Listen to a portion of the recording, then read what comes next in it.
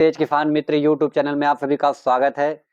कई सारे किसान कमेंट करके पूछ रहे थे कि सर आप जो है माइको राजा पर कब वीडियो बना रहे हैं, तो फाइनली आज वो समय आ चुका है। आप लोगों को हम बता दें कि आज हम आपको माइको राजा के बारे में बताएंगे, जो खाद तो नहीं है मगर एक ऐसा सहजीवी फंगस है जो अगर एक बार आप प्रयोग कर लेंगे, गारंटी है कि आप डीएपी और यूरिया को भूल जाएंगे। उसकी मात्रा को यह कैसे एक्टिवेट करता है और साथ ही साथ यह कैसे कार्य करता है, इस पर चर्चा करेंगे।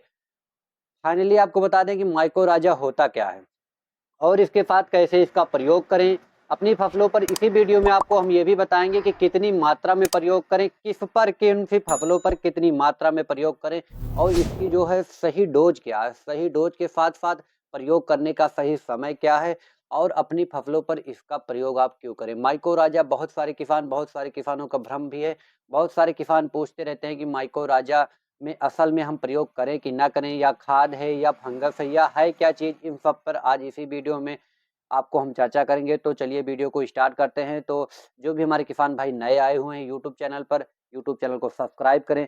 अगर जानकारी अच्छी लगे, आपको हम बता दें, अगर जानकारी अच्छी लगे तभी आप वीडियो को अपने 10 किसानों तक अवश्य शेयर करें। और ये मैं दावा करता हूं कि जो दी गई जानकारी है वह एकदम फैक्ट आपको जानकारी दी जाएगी। तो चलिए वीडियो को स्टार्ट करते हैं बिना देरी किए हुए।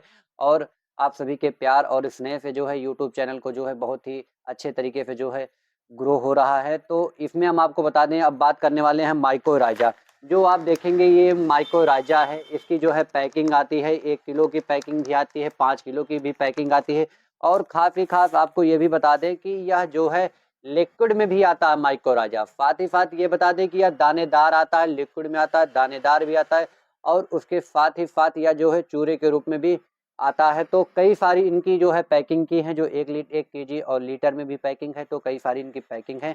इसको हम बता दें कि यह माइको राजा है, एक प्रकार की यह खाद नहीं है, किसी प्रकार की यह खाद नहीं है, यह एक फंगस है, यह एक सहजीवी फंगस है जो माइको राजा होता है, जो कि मित्र फंगस के रूप में जाना जाता है, जो कि मित्र बैक्टीरिया भी कहते हैं, मित्र फंगस भी कहते हैं। पौधों को यह क्या करता है, सहयोग प्रदान करता है। जो आपकी फसलों में, अगर आपने जो है जैसे अभी आपकी फसलों में लगभग लगभग क्या है, गेहूं की फसलें लगी हुई हैं, गेहूं की फसलें लगी हुई हैं, उसमें आपने डीएपी का जो है, जो आपने बेसल डोज में डीएपी डाली हुई है, एमओपी डाली हुई है।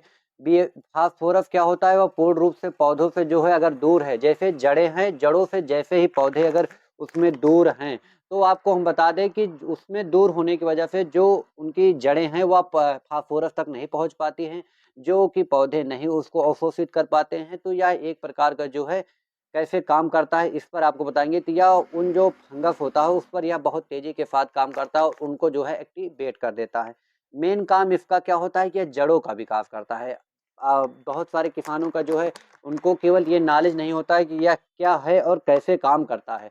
तो जो माइको राइजा होता है वो आपको हम खास बता दें कि यह केवल जड़ों का विकास करता है। जड़ों का विकास कैसे करता है, अब आप देख सकते हैं, जैसे एक आप मिट्टी के एरिया तय करेंगे तो उसमें अगर फास्फोरस के आप मान चलिए कि 10 दाने या 20 दाने हैं, तो सभी पौधे जो है उसको एब्जॉर्ब नहीं कर पाते, उसको खा नहीं पाते हैं। लेकिन आपको हम बता दें, जैसे ही अपने फसलों में आप माइको राजा का प्रयोग करते हैं तो यह जड़ों के, जो पौधे की जड़ें हैं, जो बेसल डोज हैं, जो उसमें आपने अगर माइको राजा का प्रयोग कर दिया है, खास उसमें जब भी आप माइको राजा का प्रयोग करें, सबसे अच्छा जो समय होता है वो आपको बता दें अब इसमें कि उसका जैसे ही आप बुआई करते हैं उस समय माइको राजा का प्रयोग करें। उस समय करने से क्या होता है कि माइको राजा टाइम लेता है, या जड़ों का विकास जैसे ही एक समय के अनुसार या जड़ों का विकास हो जाता है, वैसे ही जितने भी उसमें इनएक्टिव जो पोषक तत्व हैं, जैसे उसमें बोरान हो गया, फास्फोरस हो गया, जिंक हो गया, ये सारे जो पोषक तत्व हैं उनको क्या कर देता है कि जड़ों तक पहुंचाने का कार्य अगर कोई करता है, परिवहन का काम करता है, वाहक का काम करता है, तो वो माइको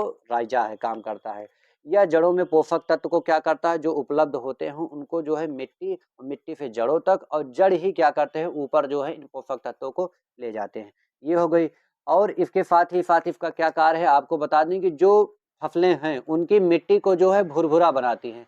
अगर नीचे फंगस रहेंगे, जो पौधों की जड़ें उसमें फंगस रहेंगे, तो उसमें एयर का जो है जो सर्कुलेशन है वो जो है जड़ों तक पहुंचता है, साथ ही साथ ही उसको जो है भुरभुरी बनाए हुए रखता है। तो भुरभुरी बनाने से भी पौधों की जड़ों का विकास सबसे ज़्यादा है। जिन पौधों का विकास सबसे ज़्यादा जड़ों का होगा, मैं गारंटी लेता हूँ कि उनमें सबसे ज़्यादा कल्ले भी होंगे। अगर जड़ का सबसे ज़्यादा विकास हो रहा है, तो साथ ही साथ कल्लों का ज़्यादा विकास होगा। कल्लों का ज़्यादा से ज़्यादा विकास होगा, तो उसमें ख़ास बात है कि टिलरिंग सबसे ज़्यादा आएगी, और जब आप टिलरिंग उसमें सबसे ज़्यादा आएगी, तो उत्पादन भी आपका सबसे ज़्यादा होगा। तो किसान ये भूल जाते हैं कि उनको शुरुआत में क्या प्रयोग करना है, उस सही चीज़ क्या अपनी फसलों पर डालना है। तो गेहूँ की फसल या जिस भी फसल आप, टमाटर की हो गई या बैंगन हो गई या गोभी हो गई, जो सब्जी वेजिटेबल सब्जियां उसमें आप प्रयोग कर सकते हैं, ये किसी भी प्रकार से आप अपनी फसलों में प्रयोग कर सकते हैं।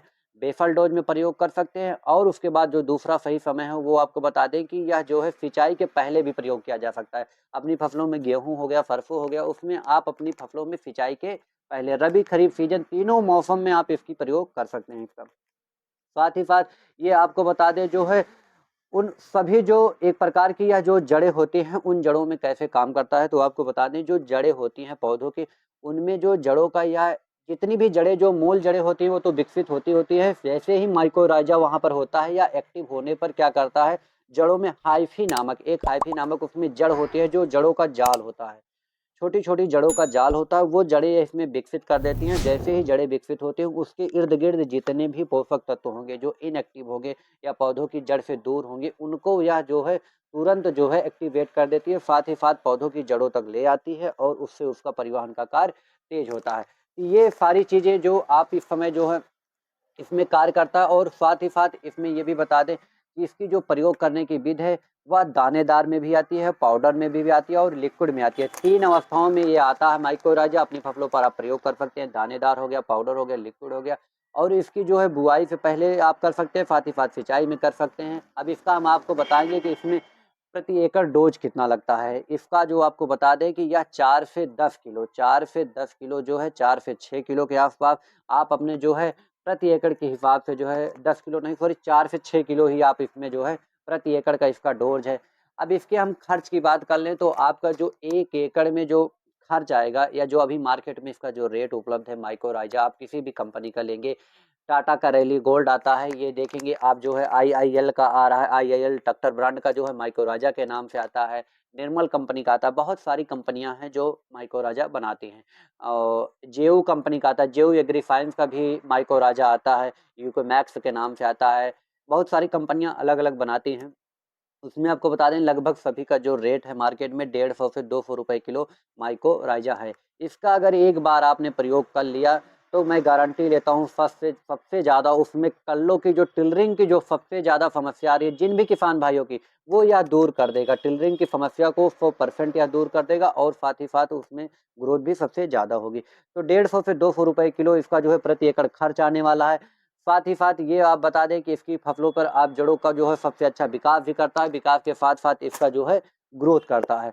तो अब आप अपनी फसलों पर एक बार जो है माइक्रोराइज़ा का ज़रूर टेस्ट करें। इसके टेस्ट करने से आपका जो है उत्पादन भी बढ़ेगा, साथ ही साथ ग्रोथ होगा। यह एक प्रकार का जैविक बायो फर्टिलाइज़र है, जो कि किसी प्रकार से केमिकल बेस्ड या नहीं होता है, और साथ ही साथ यह जो है आसानी से दुकानों पर उपलब्ध हो जाता है।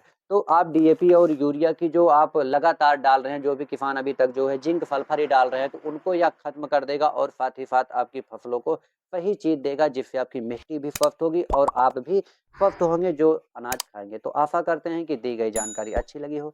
वीडियो को लाइक करें, शेयर करें। आप सभी किसान भाइयों का बहुत-बहुत धन्यवाद।